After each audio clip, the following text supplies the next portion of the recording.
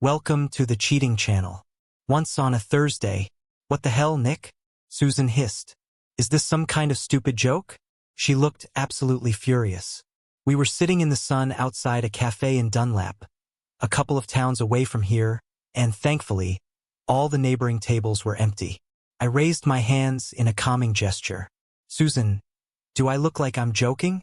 Does my face signal, oh my God, we're having so much fun here?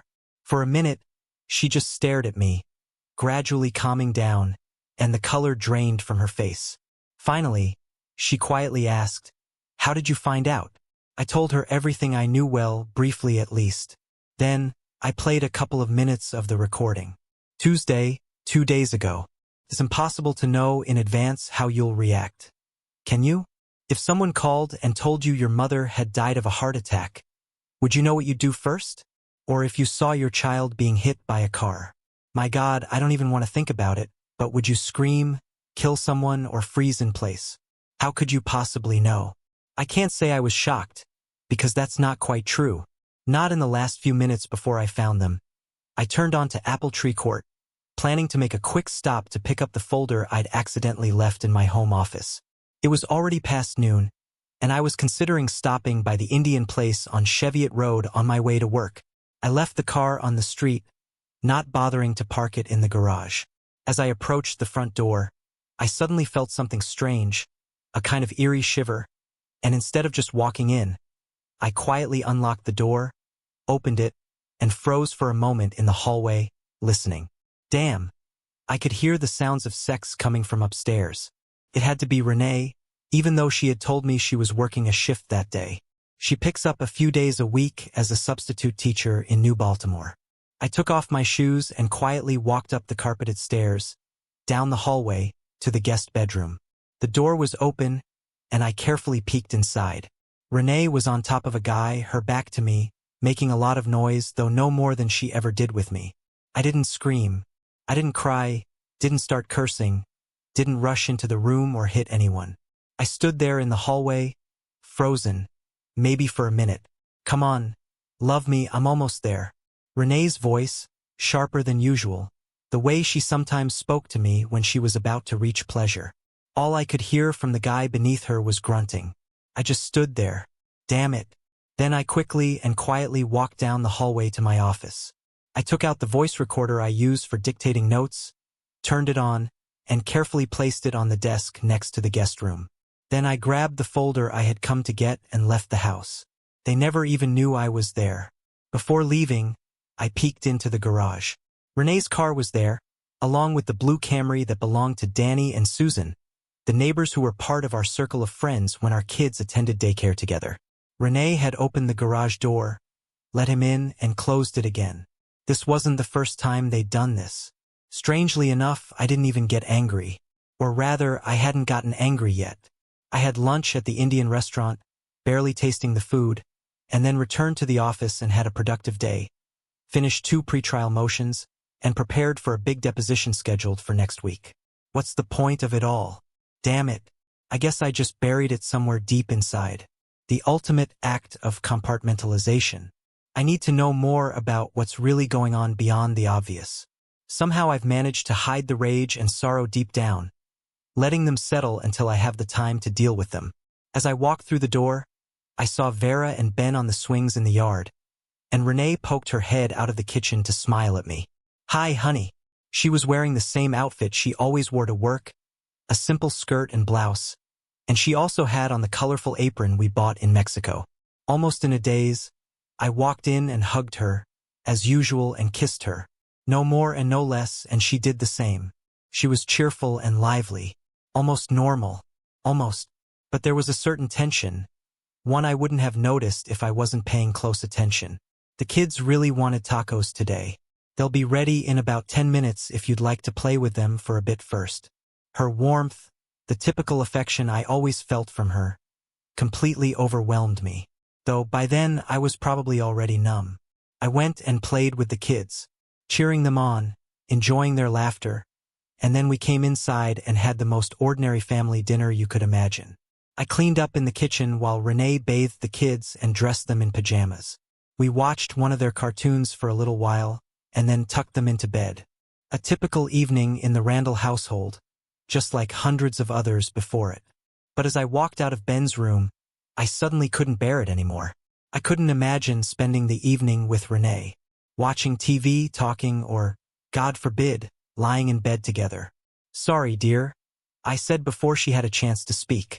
Connor's testimony has been rescheduled for tomorrow, and I'll need a couple of hours to work on it this evening. No problem, Nick, she said and quickly kissed me on the cheek. I'll finish watching the Medieval France series. Don't work too late. I waited in my office, lazily browsing the web, until I was sure she was already asleep. Can you even imagine how many videos of cute cats are out there? Lord Jesus, some people really do have too much free time. Then I took the recorder, brought it to my office, plugged in my headphones, and started listening. All 46 minutes of it. In reality, 3 hours had passed, but after the 46 minutes, there was nothing more on the recording. First, there were grunts and moans, the sounds of sex, which I had already had the pleasure of hearing. Then a few sighs and relaxed breathing. The conversation didn't start until a couple of minutes later. Oh God, that was amazing. Renee's voice, low and relaxed, the way it usually is after sex. You're so damn hot, Renee. It just keeps getting better and better. Nick is one lucky son of a bitch. Stop it, Danny. I heard the sound of a light slap. I don't want to talk about him. Do I really have to repeat that? All right, sorry, babe. Couple more minutes of silence. Then, you know what would be great? Actually really great. How about trying to cut them off? You know, maybe not completely, but slow things down at home? Wait, what? Renee stirred in the bed. Maybe sat up. Yeah, Danny said. I guess that would be really sexy. I'd know that Nick is getting less from you and I, correspondingly, would be getting more. I'll do the same with Susan, cut the amount of sex down to once a week or so. We wouldn't cut them off completely, which might raise suspicion, but less for them and more for us. It would be so damn sexy. Danny, she said, her voice tense. There was anger in it. Listen, I love my husband, and I'm not going to deny him sex just to play some stupid game with you, just so you can feel even better by doing something to him. It seemed like she had already gotten out of bed, walking around the room, possibly gathering her clothes. I already feel guilty, knowing how much he loves me, how much he trusts me. Damn, she hissed, loudly enough that it startled me as I listened in my office. Maybe it's time to stop all of this. I love Nick, and I don't love you, and this was never anything more than a little fling on the side. I think it's over between us. Baby, wait. Danny's voice was calm, soothing. The bastard. All right, that was a bad idea. Forget it. Let's just keep going as we have. It's been great, hasn't it? You know what, Danny? No, I've had enough. It was hot, it was fun, but it's over between us. I feel awful for lying to Nick and lying to Susan. I'm ready to be his faithful wife again and her friend. Want some coffee? And with that, she must have rushed out of the bedroom while he stayed behind, continuing to say something to her. He followed her downstairs, and I listened for another minute or so, catching bits of their conversation in the kitchen but unable to make out exactly what they were saying. Finally, I heard doors opening and closing twice and then nothing. Silence. Thursday, I turned off the recorder, and we sat there quietly, in the silence under the sun. What the hell? Susan hissed. What a bastard, what a jerk. She looked at me seriously. Nick, would you mind going and holding him down while I cut off his pride? I laughed out loud. It was probably the first time in 3 days that I had laughed, or even smiled. Susan and I had always been better friends than I was with Danny. I liked her cheerful spirit and sense of humor. Slightly sarcastic but playful. Not mean. Danny, on the other hand, always struck me as a self-centered jerk, even before all of this. I'm tempted, Susan, but I'm not sure that's the most practical solution. Practical, my ass. Why does he deserve to keep walking around with his dignity intact? She was crying, but laughing at the same time. She was heartbroken, like I had been since Tuesday, yet somehow managed to be both aggressive and funny at once. I admired her for that. God. Nick, what are we going to do? What are you going to do? You've had a couple of days to process this mess. I've got a few ideas, I said, But first, I need to know if it's really over. It makes a difference to me, though how much of a difference, I'm not sure yet. She nodded. And how do you plan to figure that out? I said, I've got her phone bugged, and there are recorders in the kitchen and upstairs. They can't meet at your place, so I think whatever happens will happen at our house. Susan nodded again. She ran a small textile import business from home, so our cheating spouses didn't go there. Let's meet here again in a week. I'll pretend I don't know anything. It's not going to be easy, but I want to see if this crap really canceled everything. After that, we can decide what to do, all right? She replied slowly. Yeah, I think that could work, though it'll be hard not to punch him the moment he walks through the door. She laughed, a bit bitterly, and added, Not sure I'm as good an actress as you, Nick. Just try your best if you can. At least now we know what's going on, and they don't know that we know. Advantage Nick and Susan Thursday next week. Susan and I hugged and sat down at the table with coffee. Her face looked gaunt, tense, and I figured I probably looked the same. It's over, I said right away. There was no need to make her wait to hear it. Oh? Yeah. She called him at work on Friday, told him it's done, not to bother her anymore. She leaned back in her chair, processing the news. And I suppose he fought with her about it? I laughed. Oh yes, he said it was the most amazing sex in the world, blah blah blah. He kept telling her we'd never find out. He apologized again for suggesting they cut us off, but she wasn't having any of it. The whole conversation lasted about 3 minutes. And here's the strange thing. I leaned forward. She confessed to me. Wait a minute, really? She laughed hoarsely. Gee, I guess better late than never, right? She paused for a moment, thinking. Danny, of course, didn't say a word to me, the bastard. So what did she say? It was 2 nights ago. She'd been acting strange all weekend. Quiet, you know? But at the same time more affectionate than usual. A light touch on my shoulder as she passed by. Quick hugs and kisses while I was doing things like unloading the dishwasher. Then, on Tuesday night, I came home and she'd made chicken sorrento. She only makes it about twice a year because she knows I love it, it's my favorite dish. She bathed the kids early, put them to bed, and then made it clear we were heading to the bedroom. I wasn't sure what I wanted to do, you know? I hadn't touched her well, hadn't had sex with her since last Tuesday when I found out. So, it had been a week, which for us is longer than usual. So, we made love or had sex, I'm not really sure. Maybe she was doing one thing and I was doing another. And when we finished, she just held on to me, held me tightly, kissing my neck and repeating over and over, I love you. Then, after a few minutes, she trembled, broke down in tears and said, we need to talk. I paused for a moment and took out the voice recorder, placing it on the table. Here's just a small part. I told you I had a recorder in the bedroom. There were sounds of shifting sheets and Renee sobbing. She said, Nick, I messed up. I did the worst thing I could have done, the worst thing I could ever do, and you're gonna hate me. She cried even harder, and it's all my fault, and you're gonna throw me out and I deserve it. She sniffled loudly, blew her nose, and then, I had a stupid, cheap affair with Danny Rudenko. We slept together 4 times. Started about 3 weeks ago, and now it's over. I told him to leave me alone. Silence again, followed by more sniffles. It was cheap and selfish, and I just can't believe I did it. I look at myself in the mirror and ask, how did I turn into a selfish, dishonest, cheating woman? Then my voice. Did you sleep with him here? In our bed? Yes, she said in a strained voice. Susan works from home, so we couldn't do it there.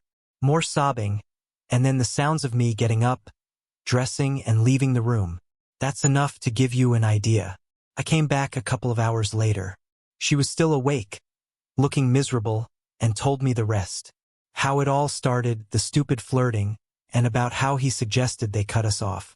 She said that was what made her wake up, made her pull her head out of her ass. She said she realized what a jerk he was, and suddenly felt disgusted with herself. She kicked him out, and then spent the whole week agonizing, preparing to tell me the story. After that, Susan and I sat for a while longer, sipping coffee and reflecting on everything. It was nice, even somewhat calming. I hope she felt the same. Before we got up to leave, she asked, and now what? What are you going to do with her? That awful woman. I winced. Please don't be mad at me. We'll see if we can work things out. We have a session with a therapist scheduled next week. Susan just raised her eyebrows. I said, I know, believe me. But you didn't see her, Susan. She's as miserable as a person can be. I don't know if I'll ever be able to trust her again. But I think she'd cut off her own hand before doing something like this again. We both love the kids. And damn it, I'm not ready to be a weekend dad. So we're going to try. I paused, then said, what about you? I'm done. I'm done with him. Actually, it's not the first time. He had a brief affair with some chick in his office. There's a secretary there, my friend, who told me about it. I confronted him before he slept with her more than a couple of times, and he was so apologetic, you know? Kept apologizing, telling me how terrible he felt, how sorry he was. For a few months, he did everything for me. A vacation in the Caribbean without the kids, a new car, taking on more chores around the house, and so on. I should have kicked him to the curb, damn it, but I was scared, you know? Emma and Alice were only 5 and 3, and the idea of becoming a single mom terrified me. So, I let him win me back, I guess. What I mean is, he never truly did. I never trusted him after that, and I never let my guard down. I've been waiting for the other damn shoe to drop ever since. I'm really sorry, I said, and we sat quietly for a little while longer. The sun felt nice. All right then, I said, leaning forward. If you're sure you're done with that bastard, I've got a few ideas. Renee and I discussed them. She wasn't thrilled, but to hell with her, right? She's not in a position to complain. I told Susan about my plans for the next couple of weeks, and I was glad to see her tense face break into a wide smile, almost a smirk. Next Thursday, she didn't even wait for us to sit down. Susan started talking right away. Damn, Nick, but I liked it. Looking at the expression on her face, I thought I might just lose it and punch her. We got comfortable. I bought a couple of muffins to go with the coffee and motioned for her to continue. Most of it I already knew, or at least Renee had told me her side, but Susan clearly wanted to share everything. She came on Monday at 10 o'clock as planned, of course.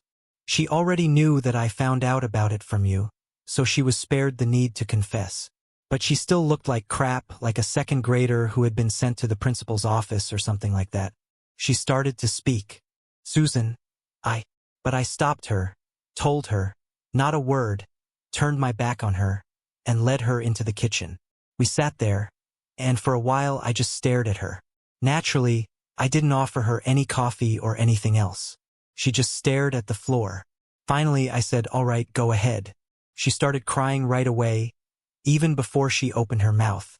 She said something like, Susan, I'm so sorry. This is so awful. I was so awful, and then she just sobbed for a long time, unable to say anything else, still looking down. Finally, she pulled herself together a bit, looked at me and said, I know I don't deserve your forgiveness, and I'm not expecting it, but I'm asking for it, from the bottom of my heart. I've asked Nick for forgiveness, and now I'm asking you. Danny and I were, no, screw it. This is all on me. I was selfish and stupid.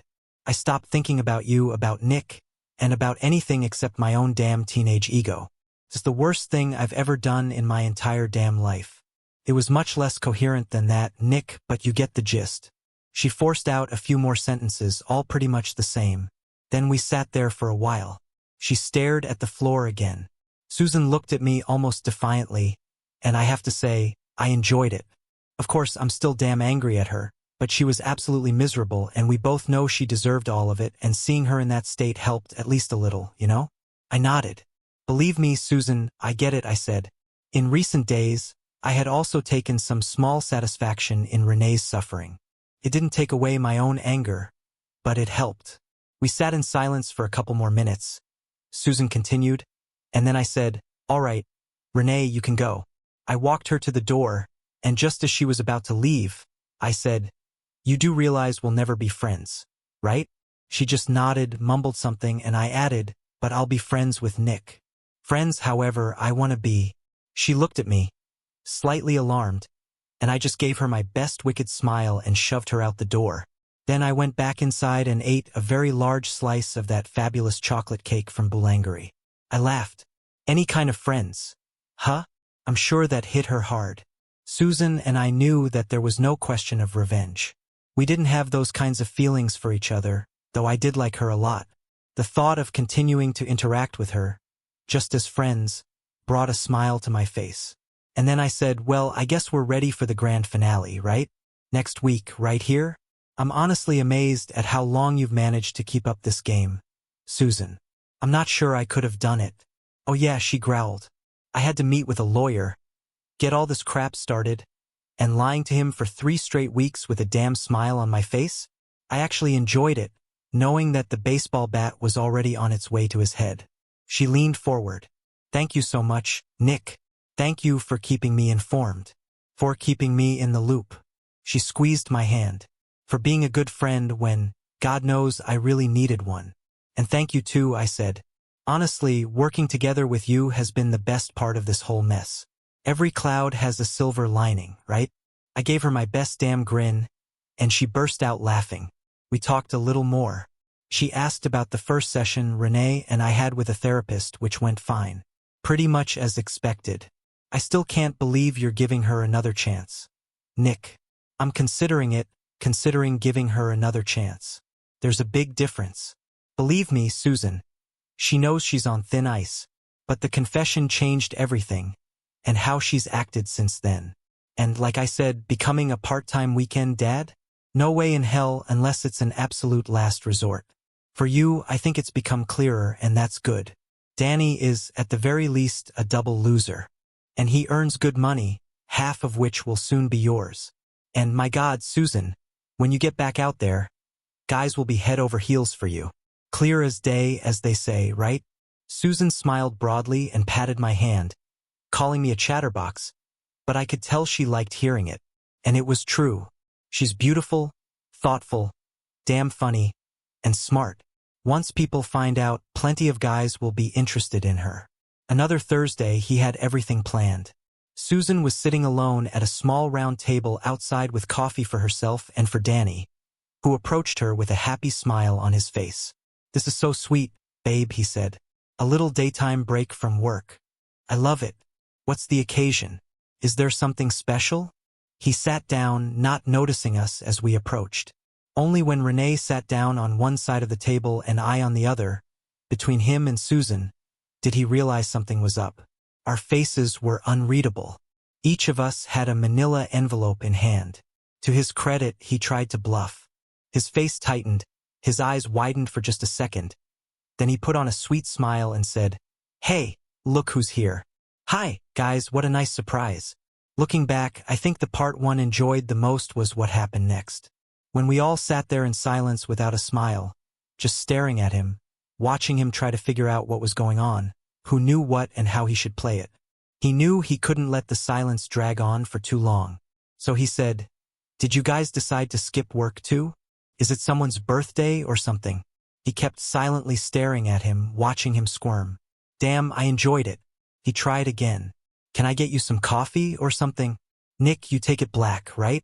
He started to stand, and Susan said, "Sit down, idiot," in a cold, emotionless tone. Danny froze, staring at her, then slowly and uncertainly sat back down. "Susan, sweetheart," he began slowly again. "Is this something? Just shut up, all right?" She snapped. "This is going to be quick. We're going to talk. You're going to listen. Then you're going to get up and leave, and I don't care if you go straight to hell." "Susan, there's something." "Stop," she shouted. He fell silent. People at the other tables turned their heads for a moment and looked at Susan. She looked at me. "Danny," I said, "everyone at this table knows what you did, what you and Renee did, and what you've done before." He shot a quick, anxious glance at Renee. She just glared back at him. I handed him the envelope. "These are the divorce papers. Get yourself a lawyer. Susan is divorcing your cheating ass.